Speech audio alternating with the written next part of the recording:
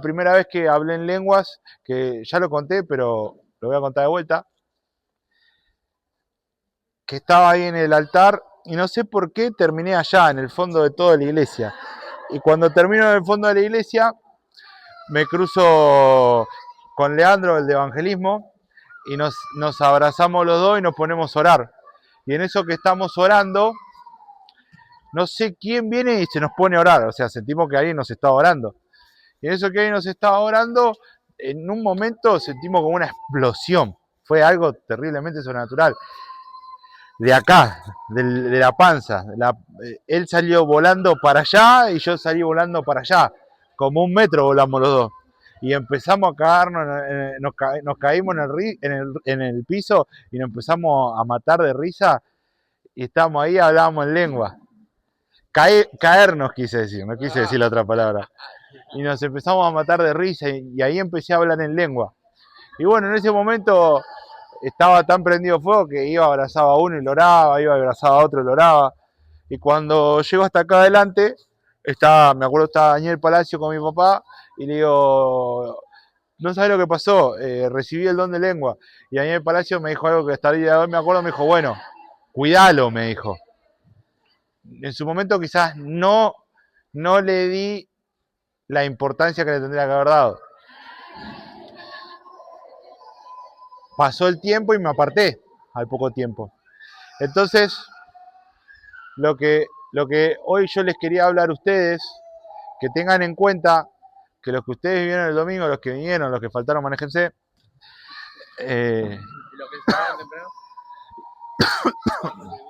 Entonces, lo que ustedes vivieron el domingo, Dios los unge, ¿sí? Pero Dios siempre que hace algo, lo hace con un propósito, lo hace con un plan. Dios no hace nada porque sí, ¿sí? Entonces, es como dijo el Señor Jesús, Isaías 61 del 1 al 4, el fiel servidor de Dios dijo, el Espíritu de Dios está sobre mí, porque Dios me eligió y me envió para dar buenas noticias a los pobres, para consolar a los afligidos y para anunciarles a los prisioneros que pronto van a quedar en libertad. Dios también me envió para anunciar, este es el tiempo que Dios eligió para darnos salvación y para vengarse de nuestros enemigos. Dios también me envió para consolar a los tristes, para cambiar su derrota en victoria y su tristeza en un canto de alabanza. Entonces los llamarán robles victoriosos plantados por Dios para manifestar su poder. Ustedes, habitantes de Jerusalén, reconstruirán las ciudades antiguas que quedaron en ruinas. Isaías 61. Sí, no, pero ¿en qué traducción? NTV. Entonces, el Señor, Isaías, el profeta Isaías, inspirado por el Espíritu Santo, lo que está diciendo es, el Señor los unge para ayudar a los pobres, para ayudar a los afligidos, ¿sí? Para reconstruir ciudades destruidas. ¿Qué quiere decir esto? Que cuando el Señor los unge, cuando el Señor los bautiza, cuando el Señor los llena de su presencia, es para darles una tarea, ¿sí? El Señor los unge no para que ustedes simplemente pasen un buen momento, se diviertan, tengan un buen momento de gozo con el Señor. No, no. El Señor cuando hace eso es para que ustedes compartan, ¿sí? Porque ustedes son, dice la palabra, que de los que creen, de su interior, brotarán como ríos de agua viva. O sea que ustedes son como un estanque, como una cascada, ¿sí? Y si ustedes fueran un estanque, ¿qué quiere decir? Que el agua está estancada. Y el agua que se estanca, ¿qué pasa? Se pudre. Se pudre. Entonces, ustedes, Dios les da ese río de agua viva. Y si ese río de agua viva no empieza a fluir hacia un lado, hacia otro, hacia las personas, hacia los tristes, hacia los afligidos, y no hablo solamente con la gente de afuera, hablo también hacia la gente que está acá adentro. No lastimar al prójimo, sino amarlo, bendecirlo, levantarle los brazos, decirle, che, ¿qué te pasa? Vamos a orar juntos. Al que está pasando un mal momento, entre todos, che, vamos a ayudarlo que está pasando un mal momento. ¿Sí? Nosotros somos ungidos para eso, para ayudar al otro. Para eso nos unge el Señor. El Señor te da una unción para que vos la compartas, para que vos vayas y prediques este evangelio, para que ayudes al afligido, todo lo que veníamos hablando. Entonces, el Señor te observa, a ver qué hace con la unción, a ver si fluye, a ver si se estanca. Y si el Señor ve, es como la parábola de los talentos, que vos lo que haces, lo impartís, el Señor va a venir y te va a dar más. Pero cuando el Señor ve que lo que vos te da queda en un estanque, queda ahí guardado, no lo compartís, no te va a seguir dando. Le va a dar a alguien que sí le dé uso, que sí lo use para dar fruto. Pero, siempre hay un pero, tenemos que tener cierta madurez. ¿Por qué? Porque a mí me pasó en lo personal, cuando a los 15, 16 años recibí el bautismo de lengua, me sentí tan lleno de Dios en ese primer amor que empecé a salir y le quería orar a todo el mundo, le quería predicar a todo el mundo en desobediencia cuando mi líder no me había dado ninguna autorización. Si quería salir a la calle a poner mano, a sanar a la gente, ¿está mal? No, no está mal.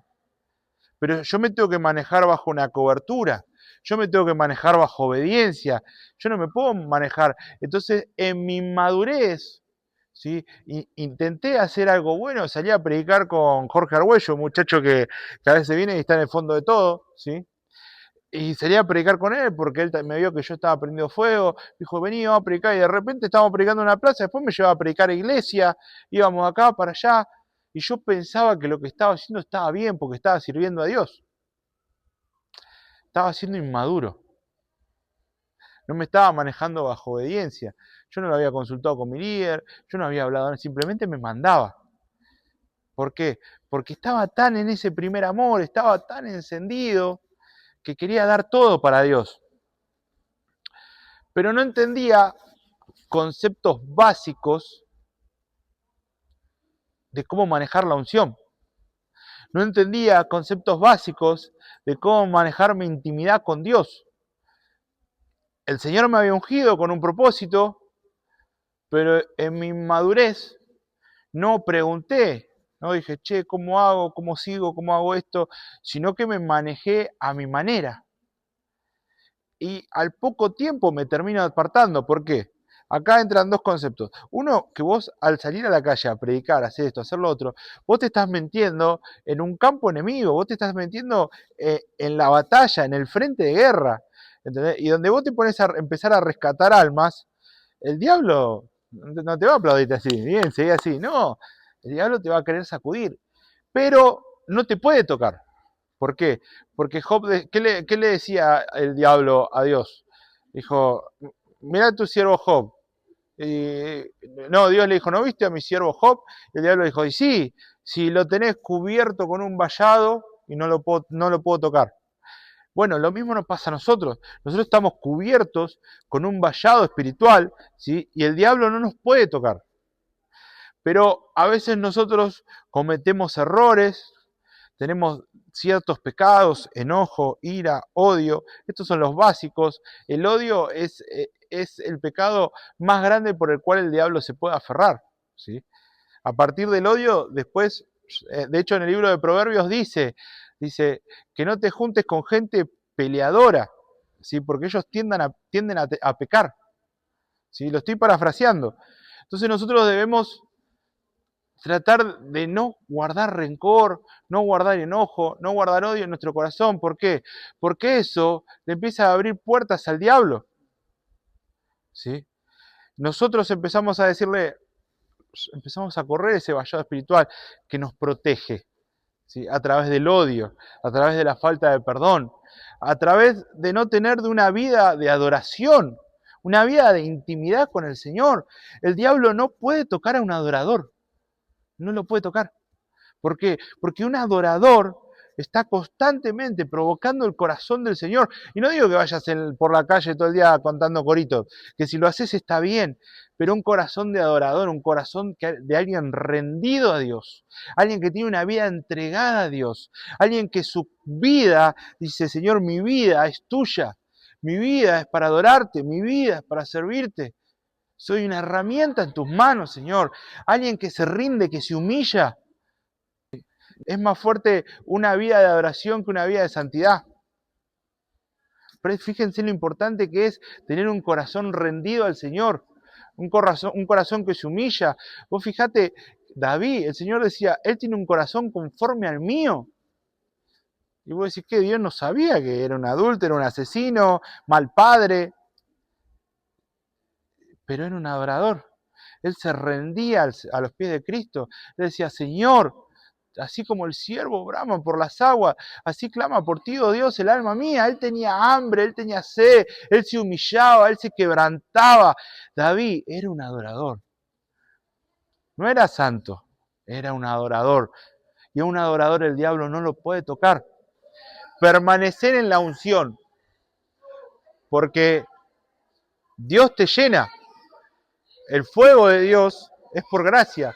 Vos no podés encender el fuego de Dios por tu propia fuerza. Por más que ayunes 88 días y ores 24 horas por día, vos no podés encender el fuego de Dios. Y ahora te lo voy a explicar con versículos bíblicos. El hombre no puede encender el fuego de Dios. No puede. Lo que sí puede hacer el hombre es mantener el fuego prendido. Pero Dios es el único que puede prender el fuego. Entonces, entendemos que esa unción que recibimos nosotros, ese fuego, es por gracia. Es un favor, es un regalo que Dios nos da. No es porque oraste, porque ayunaste, no te lo mereces. Ni yo me lo merezco tampoco. El fuego de Dios es un favor. De hecho, capaz que vas a ver a uno que es recontra re pecador, recontra re tocado por Dios. Y capaz que vos ayunaste toda la semana, te encerraste en tu pieza toda la semana para no pecar y no recibís nada.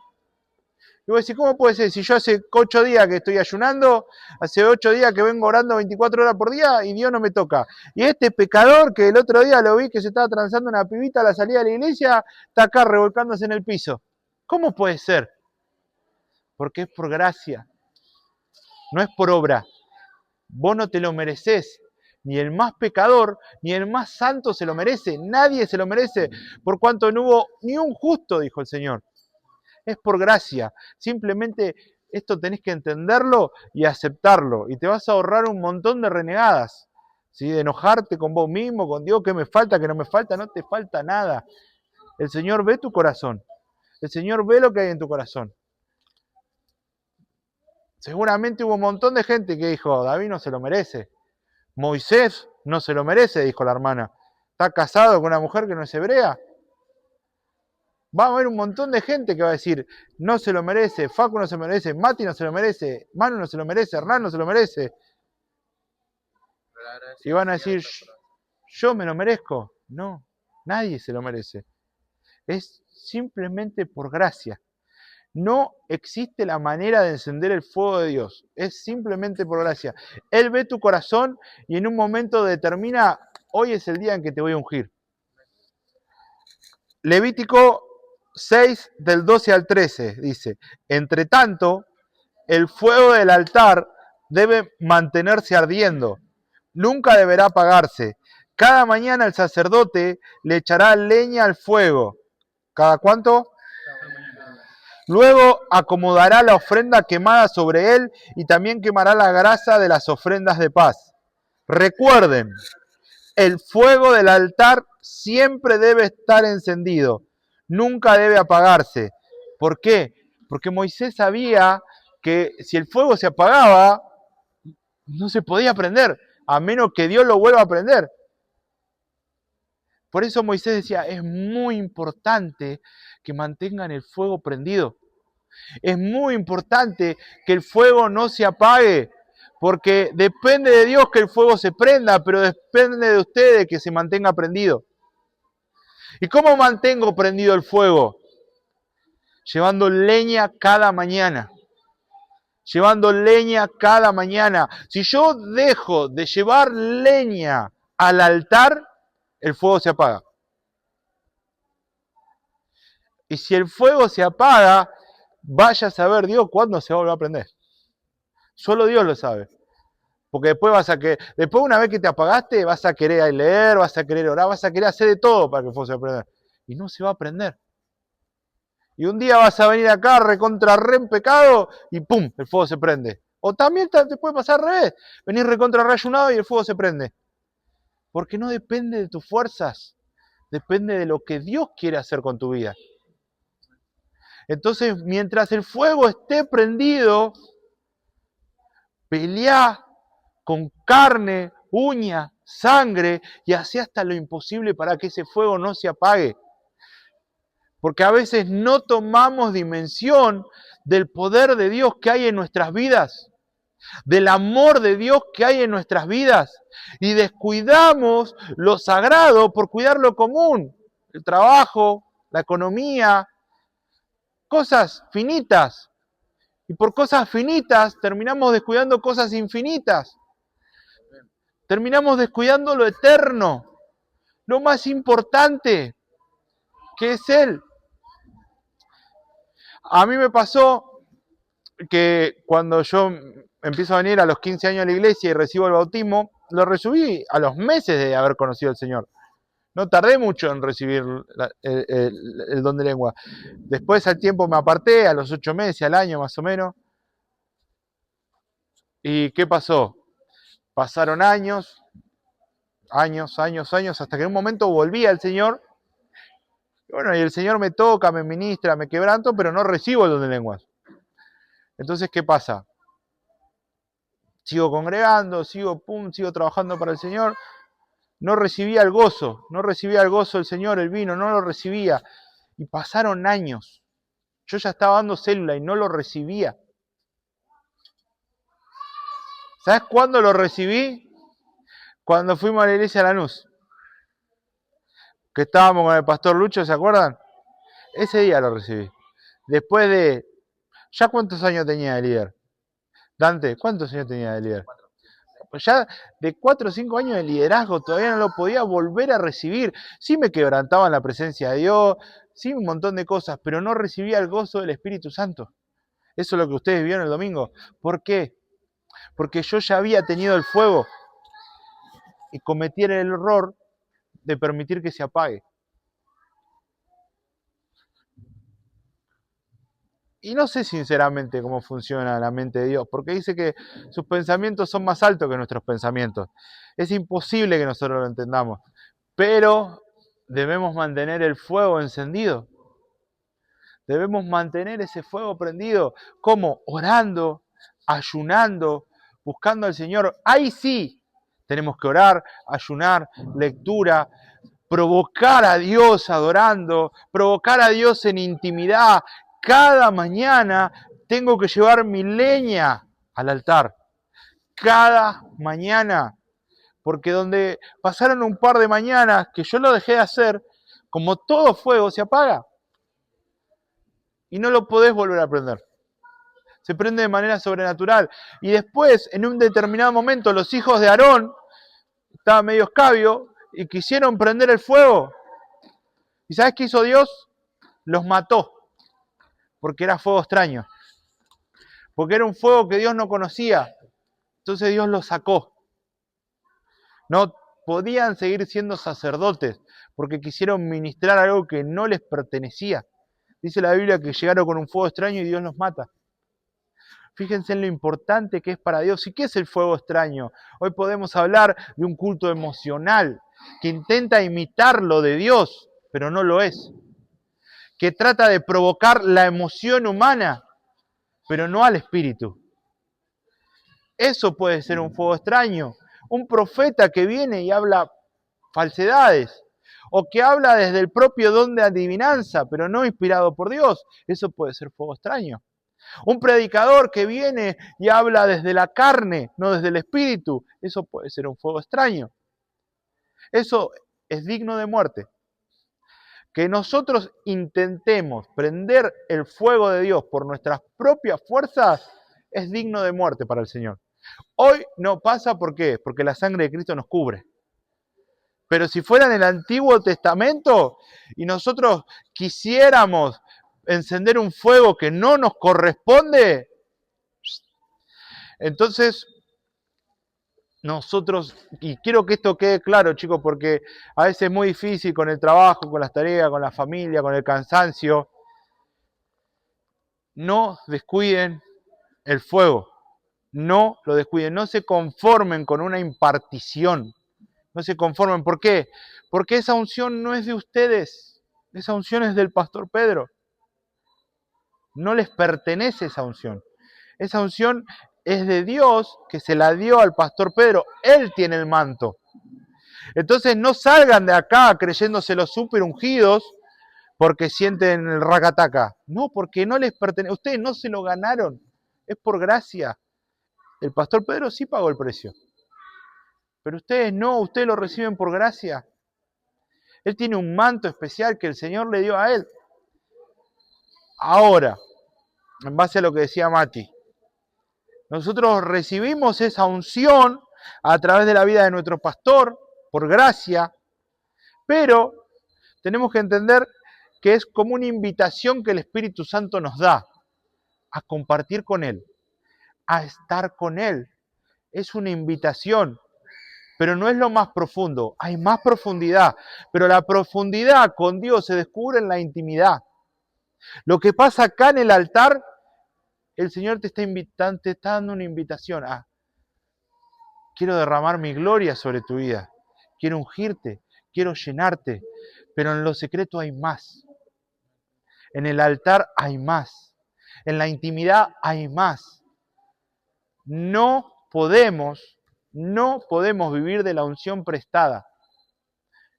Eso era lo que quería decir. No podemos nosotros esperar todo el tiempo que Dios nos llene cada viernes, cada domingo, y de lunes a viernes estar ahí resistiendo al diablo. Y esperar de vuelta que llegue el viernes, el domingo, porque un día te pasó que se te complicó con algo, faltaste el viernes, el domingo, el lunes caíste en pecado. Te estás mirando una porno y masturbándote. ¿Por qué? Porque vivís de la unción prestada. Y cuando un día esa unción no está, y dependés de tu propia leña, te apagás. No resistís. Porque la unción nunca fue tuya. Porque vos no mantuviste el fuego prendido. Entonces el fuego, hasta que venía de vuelta el viernes, se volvía a prender. Y en la semana, hasta que volvía a... Y un día no pudiste llegar al culto por X motivo, y el lunes te quisiste agarrar las piñas, o te quisiste levantar a la vecina, o quisiste hacer esto, quisiste hacer lo otro, quisiste robar en el trabajo, quisiste mentir. ¿Por qué? Porque la unción que vivís no es tuya, es del pastor, es de tu líder. Estás viviendo, te estás sosteniendo de las oraciones de tu líder, te estás sosteniendo de las oraciones de tu pastor, pero tenés que empezar a tener tu propia vida de intimidad, tenés que empezar a tener tu propia vida de oración, tenés que empezar a llevar tu leña al altar. ¿Por qué? Porque en base a esa unción vos vas a ayudar a otro a levantarle los brazos y se genera un círculo que no se termina nunca y cada vez vamos a hacer más. Pero si vos dependés de la unción ajena para vivir una vida cristiana, quédate tranquilo que con el tiempo te va a pasar como a mí, te vas a terminar apartando.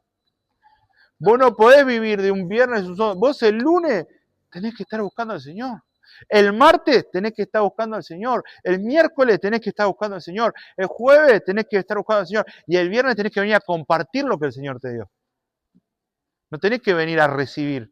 Si recibís, gloria a Dios, pero vos tenés que venir con la mentalidad de: vengo a traer mi fuego y entre todos hacemos un gran fogón. Y es imposible que Dios se derrame. Vos fijate que cuando el Espíritu Santo se derramó, eran 120 hermanos que estaban orando unánimes. Juntos. Tendrán que haber sido 500. 380 no aguantaron. No perseveraron. Cuando Jesús se fue, no tenían unción de la que colgarse. Lo único que les quedaba era su fe, su perseverancia. 380 no aguantaron. Solo 120 perseveraron. Y esos 120 que perseveraron fueron los que vieron la gloria de Dios. Depende de vos que el Señor te unja, aumente su poder.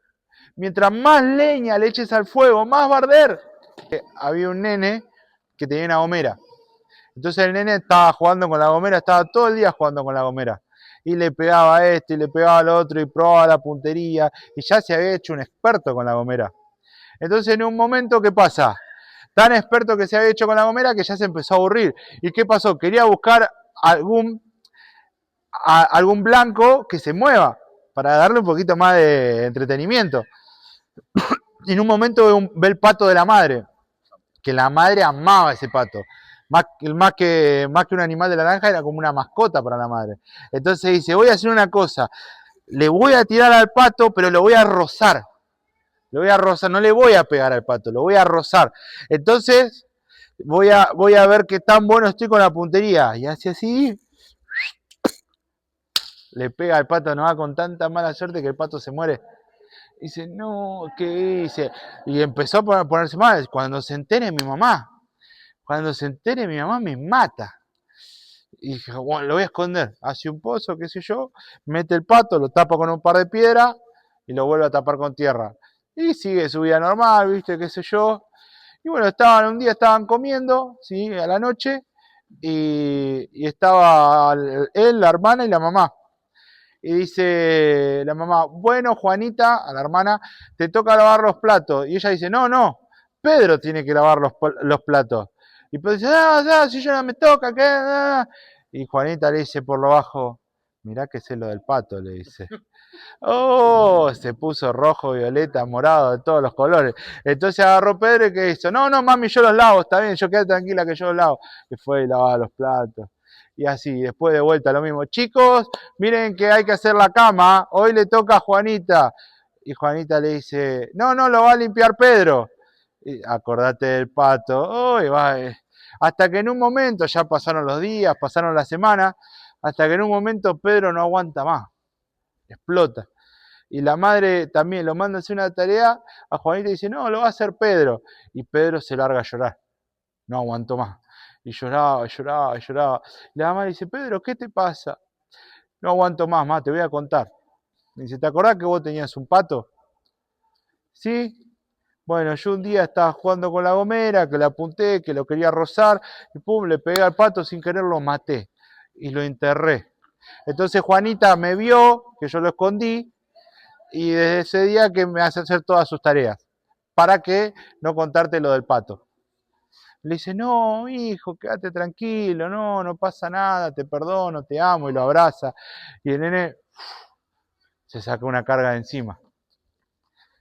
Lo mismo hace el diablo con nosotros.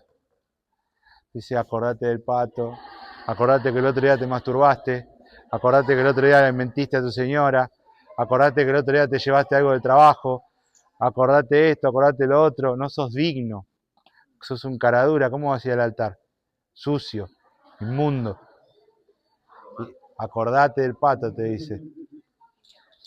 Entonces cuando nosotros confesamos nuestros pecados, el Señor, que es fiel y justo para perdonar, Él nos declara libres.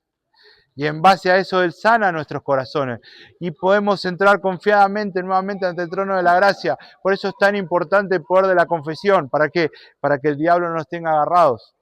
Para que el diablo nos tenga atados al odio, a la mentira, al rencor. Si tenés un enojo con un hermano, si tenés una tristeza, lo que tengas. No te guardes nada, porque el diablo está ahí, esperando que vos escondas el pato. Ahora, ponele que se apaga el fuego. Ponele que el fuego se apaga, porque no le tiraste leña, porque te colgaste, porque un día apagaste el despertador y seguiste durmiendo, porque otro día te olvidaste de enchufar el celu, de ponerlo a cargar y no te levantaste para la hora de la mañana, porque otro día ya fue, no fui ayer que vimos hoy, ya fue, y al cuarto día ya caíste en pecado, y ya no te sentís digno de ir, levantarte a orar, ya no tenés ni fuerza para levantar los brazos y cantar una canción a Dios, y te apagó el fuego. ¿Cómo prendo el fuego? Si es por gracia, no me lo merezco. Jesús dice en Apocalipsis 2, escribe esta carta el ángel de la iglesia de Efeso. Este es el mensaje de aquel que tiene las 7 estrellas en la mano derecha, del que camina en medio de los 7 candelabros de oro. Yo sé todo lo que haces. He visto tu arduo trabajo y tu paciencia con perseverancia. Sé que no toleras a la gente malvada. Has puesto a prueba las pretensiones de esos que dicen ser apóstoles pero no lo son. Has descubierto que son mentirosos. Has sufrido por mi nombre, con paciencia sin darte por vencido. Pero tengo una queja en tu contra. No me amas a mí, ni se aman entre ustedes como al principio. Mira hasta dónde has caído. Mírame a mí. Vuélvete a mí y haz las obras que hacías al principio. Si no te arrepientes, vendré y quitaré tu candelabro de su lugar entre las iglesias. Pero tienes esto a tu favor. Odia las obras malvadas de los nicolaitas, al igual que yo. Bueno, nicolaitas era una corriente de pensamiento en el 60 después de Cristo, no importa. ¿Qué quiere decir Jesús con esto? Jesús le está hablando a una iglesia bien constituida. No le está hablando a un apartado que se fue a la iglesia, que está en... Jesús le está hablando a gente que congrega. Dice, yo sé que haces esto, yo sé que estás congregando, yo sé que haces obras de bien, yo sé que detestás los malvados, yo sé que detestás las falsas doctrinas, yo sé esto, yo sé lo otro. Y eso me hace pensar, ¿no? Un poco lo que hablábamos el viernes a la noche con el pastor Lucho. De cuando nosotros venimos a la iglesia, de cuando nosotros congregamos, de cuando nosotros tenemos una vida de oración, de cuando nosotros tenemos una vida de lectura, pero por dentro estamos apagados. Por dentro perdimos el fuego. Por dentro perdimos el primer amor. Por dentro perdimos la pasión. Ya lo estamos haciendo por una rutina. A veces hasta por el simple hecho de ganarnos un puesto. A veces por el simple hecho de tener un micrófono en la mano. A veces por el simple hecho de decir, no, yo tengo la célula más grande. A veces por el simple hecho de destacar. Como nunca destaqué en ningún lado, en la iglesia parece que es más fácil y quiero destacar en la iglesia. Quiero ser el primero en algo. Quiero sentirme importante. Como nunca fui importante, como siempre me rechazaron, y acá me brindan un espacio, capaz que acá lo logre. Y empezás a hacerlo para aparentar vos, para figurar vos. Pero no lo haces por tu primer amor a Cristo. No lo haces para que Jesús reciba toda la gloria. Lo haces para destacar, para que la gente te vea. Lo haces para que el pastor te vea bien. Lo haces por una rutina. Lo haces porque vienen tus amigos y después vamos a jugar a la pelota y te sentís cómodo, te divertís. Venís porque querés pasar un buen rato. Venís porque lavás tus culpas acá. Se termina formando una religión vacía. Congregamos, leemos la Biblia, oramos, pero en ningún momento pasamos tiempo con Dios.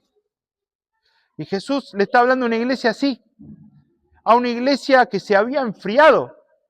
Seguían congregando, seguían dando los sermones, seguían leyendo, seguían orando, pero estaban fríos. Habían perdido el primer amor, ya no se amaban entre ellos, ya no le importaba a uno lo que le pasaba al otro lo que pasaba, ya no les interesaba, solo se interesaban en ellos. Ya no le importaba lo que le estaba pasando a su hermano. Y si pecó, pecador, sucio, inmundo, sáquenlo de la célula porque está en pecado. Ya no puede dar la palabra, ya no puede liderar, ya no puede hacer esto porque cayó en pecado, es un inmundo, un leproso. Y nos terminamos transformando en jueces. En vez de que cuando alguien peca, decirle, che, loco, no pasa nada, yo también pequé. Yo también estuve ahí. Yo también me equivoqué. Yo también hice las cosas mal. Porque, ¿qué era lo que Jesús tanto condenaba a los fariseos? Decía, exigen cosas que ni siquiera ustedes pueden cumplir. Le piden a la gente que no mienta, que no robe, cuando ustedes son los más ladrones, cuando ustedes son los más mentirosos. Le pedís a la gente que no desee el sexo opuesto, que no piense mal, que no adultere en su corazón. Cuando vos vas por la calle y mirás todo lo que se te cruza. ¿Quién te puso de juez? ¿Quién te levantó de juez cuando vos sos el más pecador de todos? Por el contrario, tenés que agarrar al pecador y decir, che, loco, yo estuve ahí, yo pasé lo mismo. El diablo va a querer jugar con tu mente, el diablo te va a mentir, el diablo te va a engañar, el diablo te va a querer hacer sentir una porquería, pero no le creas. No le creas porque vos sos la obra apreciada del Señor, sos amado, sos su hijito, sos la niña de sus ojos. sos una obra muy preciosa para Él. Mayor estima que a los ángeles te puso, murió por vos. No le creas, arrepentite y volvé. Y Jesús le está diciendo eso a la iglesia, volvé a buscarme como me buscabas al principio. Volvé a anhelarme como me anhelabas al principio. Volvé a querer pasar tiempo conmigo como lo hacías al principio, que te encerrabas para estar conmigo, que no querías faltar un culto para estar conmigo, que si había vigilia querías estar en la vigilia, si había oración querías estar en la oración, pero simplemente por el hecho de que tenías hambre y querías estar conmigo. Volvé a hacerlo, dice el Señor. No te apagues. Y eso es lo que le reclama el Señor a la iglesia de Efeso. Entonces, ¿cómo si estoy congregando, estoy haciendo todo lo que tengo que hacer, pero me siento apagado? Lucas 18, del 1 al 8 dice, cierto día Jesús les contó una historia a sus discípulos para mostrarles que siempre... abro un paréntesis. ¿Saben cómo me doy cuenta que me estoy apagando? El principio clave, empiezo a perder el amor. Porque lo que nos separa a nosotros del resto del mundo es el amor. El único que dijo, ama a tu prójimo como a ti mismo, ama a tu enemigo, es Jesús. Jesús es el único. Nosotros somos una religión que ama. Nosotros nos destacamos porque amamos. Si nosotros empezamos a dejar de amar al otro y en vez de amarlo, lo señalamos, lo juzgamos, lo queremos enterrar, lo queremos sepultar, si en vez de amarlo lo corremos, si en vez de amarlo lo discriminamos, si en vez de amarlo, no, a este no le hablo más porque está meando fuera del tarro y yo con gente así no me junto. Si nosotros empezamos a perder el amor hacia el otro, ahí es cuando nos estamos enfriando. Esa es la primer alarma, el amor. ¿Se te apagó el fuego? La única manera de hallar gracia delante de Dios es perseverando. No hay otra manera. Eran 500, quedaron 120. Esos 120 recibieron el bautismo. Solamente los que perseveran. ¿Te equivocaste? Bueno, ahora tenés que esperar. Tenés que perseverar en clamor día y noche. Y el Señor, que es justo y bueno, te lo va a devolver. Pero tenés que perseverar, tenés que resistir, no tenés que decir, no, ya fue. Si pecaste, arrepentite, porque el Señor te perdona. El Señor te levanta. El Señor te restaura. La única manera que no lo logres es dejándolo de intentar, dándote por vencido, diciendo, no, ya está, no lo recupero más. Yo tardé años en recuperar el vino, el gozo, pero lo recuperé. Oré, clamé, serví, ayuné, serví, oré, ofrendé, diezmé, clamé, hasta que un momento el Señor dijo, bueno, es hoy. Y hoy lo valoro mucho más que la primera vez, porque me costó. La primera vez fue totalmente por gracia. La segunda vez lo tuve que laburar, hasta que el Señor dijo, bueno, ahora sí, tomá. Entonces no te canses de orar, no te canses de clamar, no te des por vencido, no te vuelvas al mundo, porque el Señor te lo quiere dar, pero quiere que aprendas una lección, quiere que aprendas a valorar lo sagrado. Y vas a ver que la segunda vez no te vas a olvidar de llevar leña al fuego.